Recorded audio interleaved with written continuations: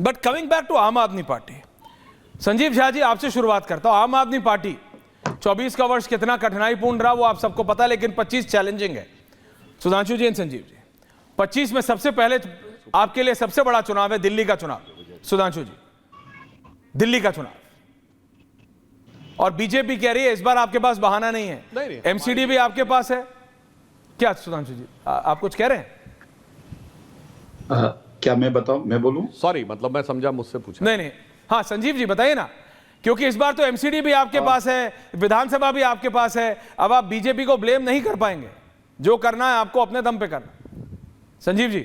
नहीं, देखिए, दिल्ली की जनता को जब जो कुछ भी किया हमने अपने दम पे किया है, और यही कारण है मुझे लगता है कि इतिहास में पहली बार कोई एक ऐसी पार्टी है जिसको लगातार 50% से ज्यादा मत मिला हो। मुझे ये लगता है कि जो वादे अरविंद केजरीवाल जी ने किए उससे ज्यादा दिल्ली की जनता को वापस किया। याद कीजिए 2013 हमने कहा था बिजली आधे मूल्य पर देंगे, हमने दिल्ली की जनता को बिजली मुफ्त दिया। हमने दिल्ली में महिलाओं की यात्रा मुफ्त दी। हमने दिल्ली के स्कूल वर्ल्ड क्लास बनाए, और जिसके परिणाम भी बताते हैं कि दिल्ली का सरकारी स्कूल प्राइवेट से बेहतर है। दिल्ली में हमने मोहल्ला क्लिनिक में जांच, इलाज, दवाइयां मुफ्त करी। अगर इसी 5 करोड़ 5 साल में आप देख लीजिए 5 करोड़ लोगों ने मोहल्ला क्लिनिक में दिखाया है।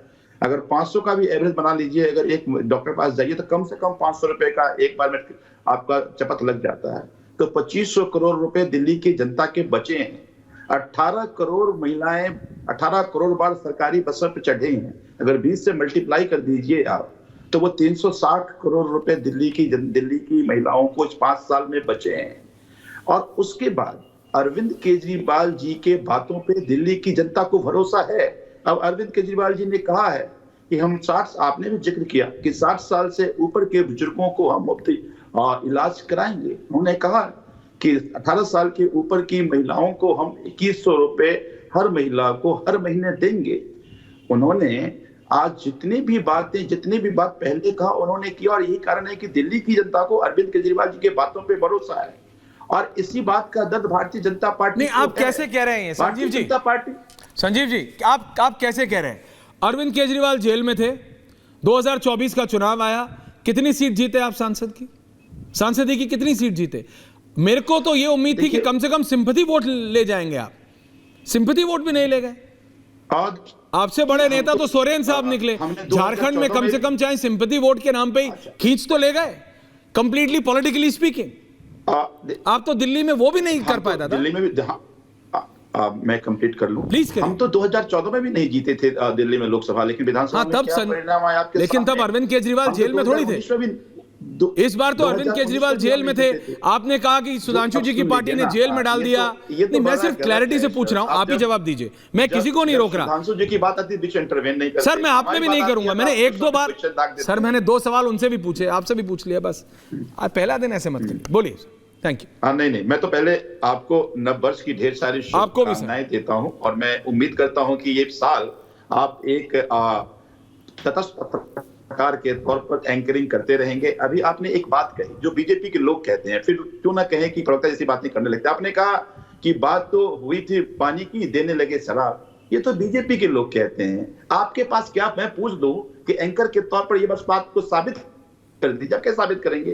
तो आपको इस तरह की बातों से बचना चाहिए, और उम्मीद करता हूं कि आगे एक तटस्थ पत्रकार की तरह बात करेंगे, कहीं भी बू नहीं आएगी। आप मैं कैसे बचूं? भी कर रहे हैं, एक बात। मैं कैसे बचूं? दूसरी बात जो आपने कहा, जब अरविंद केजरीवाल जेल में चले जाएं, आधे नेता आपके जेल में चले जाएं इसी स्कैम में, शराब स्कैम में, तो मैं कैसे ना पूछूं कि पानी और बिजली फ्री देने आए थे, शराब दे गए, पेटी पे पेटी फ्री हो गया। फिर तो आपको संजीव जी बताना पड़ेगा ना सर, कोर्ट ने क्या कहा कि ईडी सीबीआई को पार्टी की तरह उपयोग करें। फिर तो लंबा डिबेट हो जाएगा, उसमें जाऊंगा तो फिर आप कटघरे में खड़े हो जाएंगे। मैं कटघरे में खड़ा नहीं करना था, क्योंकि आज नया साल है और नए साल की शुभकामनाएं मैं आपको देता हूं। खैर, मैं आगे बढ़ता हूं।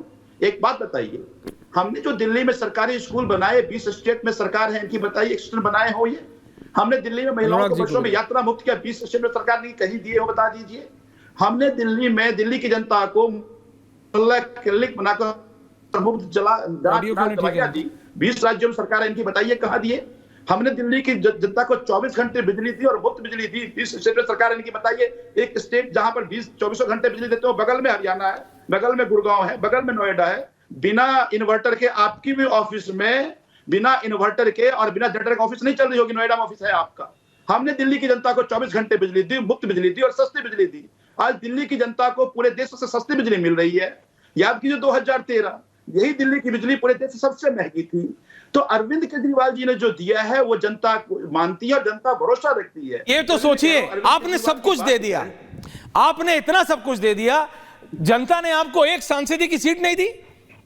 आपने सोचा नहीं कि कुछ गड़बड़ है, अलग-अलग आपके तोल मोल में कुछ नहीं। देखिए समझिए संजीव जी प्लीज, देखिए आपने बोला मैं नहीं बोला, अब आप मेरी बात समझिए। आपने इतना सब कुछ दे दिया, आपकी भाषा में बीजेपी ना दे पाई, कांग्रेस ना दे पाई, कोई ना दे पाया।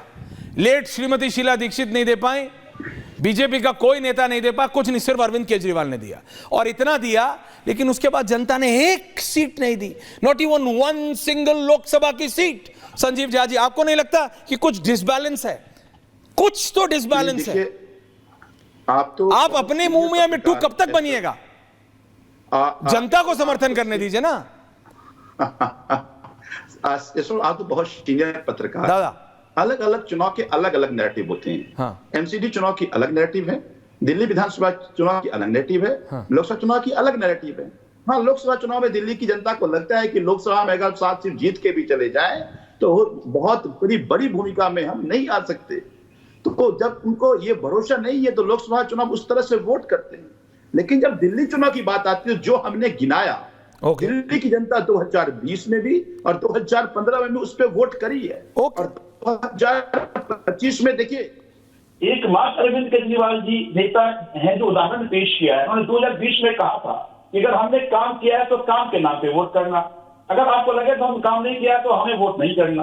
2025 में अरविंद केजरीवाल जी ने दिल्ली की जनता को कहा कि अगर इन्होंने, आपने कहा ना कि शराब घोटाले तमाम चीजें में बंद कर दिए, अरविंद केजरीवाल ने दिल्ली की जनता को कहा है कि अगर लगे कि आपका बेटा ईमानदार है तो वोट करना।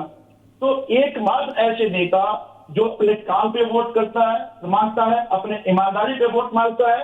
बता दीजिए, एक ही स्टेट में सरकार है, एक बार मान के देखिए ना, अभी तमाम डेटा गिना रहे थे ना सुधांशु जी, उस डेटा पे वोट मांग ले। ये बटेंगे कटेंगे क्यों चले जाते हैं, ये हिंदू मुसलमान पे क्यों चले जाते हैं? सुधांशु जी, हाँ सुधांशु जी, ये बताइए, आप 24 से पहले विकास पे बात करते थे, आप 24 से पहले डेवलपमेंट, ये बात संजीव जी की है।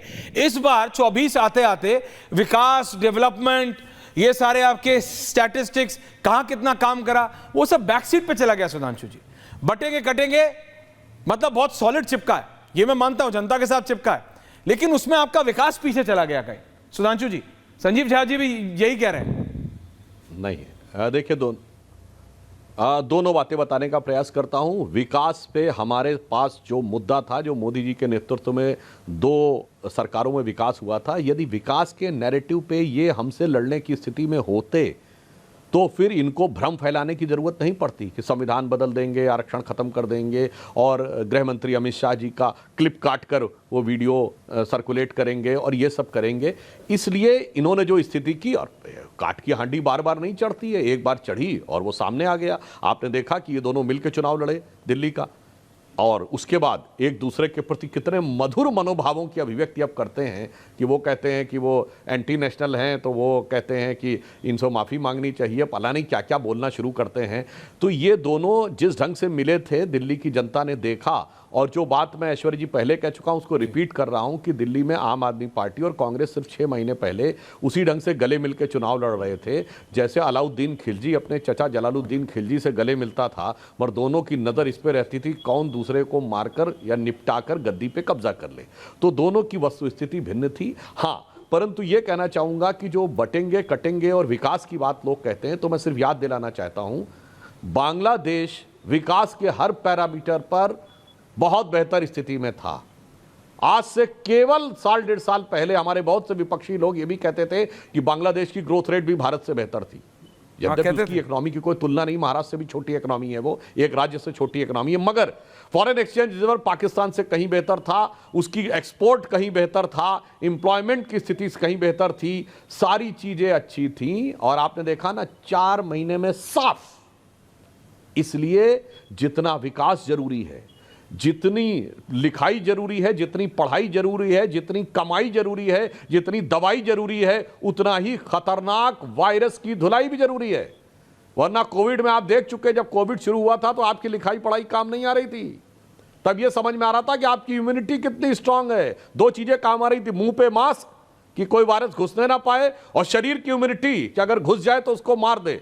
इसलिए विकास के साथ साथ पहले समाज में एक मास्क होना चाहिए कि कोई घुसपैठिया आने ना पाए, जो हम लोगों ने बनाने का काम किया है। और जो आके बैठ चुके हैं, इम्यूनिटी इतनी स्ट्रांग होनी चाहिए कि वो कोई गड़बड़ न करने पाए। इसलिए दोनों चीजों की जरूरत है। इसलिए विकास और राष्ट्रीय स्वाभिमान, सुरक्षा और स्वाभिमान, दोनों स्तरों के ऊपर भारतीय जनता पार्टी मोदी जी के नेतृत्व में काम कर रही है।